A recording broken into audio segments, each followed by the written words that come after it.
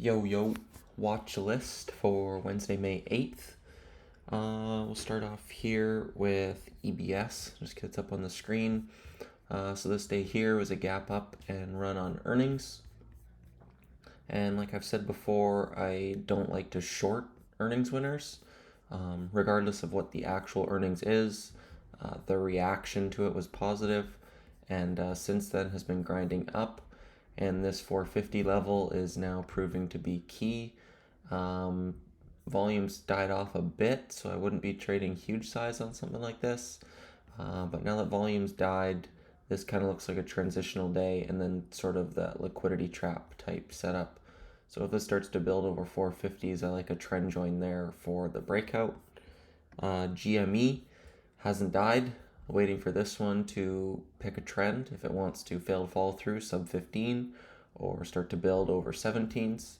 I'm going to let this one pick a direction and see which way this one wants to go from here. UPLD, similar idea. Again, on the lighter volume side, but no recent overhead resistance. Volume came in. Let's see what the PR was on this one. Earnings as well. So this would be similar idea to EBS. Would look for 350s to start to build for a potential breakout there.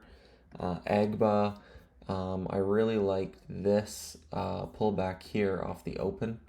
The more it does this kind of move and continues to hold up, that's good for longevity. If this were to just gap up and go straight through the breakout level, it would have failed. Like it did here, gap up, morning spike, and it gave it all back. So this is good for longevity. I'm still interested dips here. I didn't buy it. That was a bit harder of a pullback than I was anticipating, and I wanted to see if 350 was going to hold. So just keeping tabs there. Would like to see a bit more volume start to come back in. It's just kind of a dud. 5 million on a 100 million breakout day. Veru, again, still holding up. CTMX, still in that 4 to 5 range. Mullen, still chopping sideways, exactly what we wanted to see. And JAGX pulled towards 26s and bounced back into the close. So this one is still in trend. With a day like this, now under prior resistance, wasn't an inside day. So now I'd like to see this one chop around in this 25 to 35 range.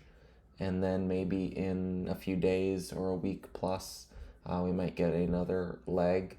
But just assuming this fails at this point, still no position on here. I didn't take any trades today.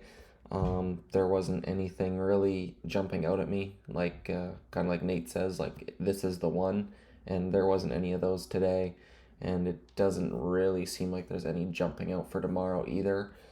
These wouldn't be huge size trades. These would just be kind of singles mode. So yeah, just some bigger picture, long ideas.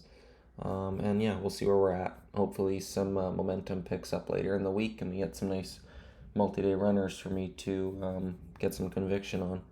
Alrighty, I'll see you in the room tomorrow.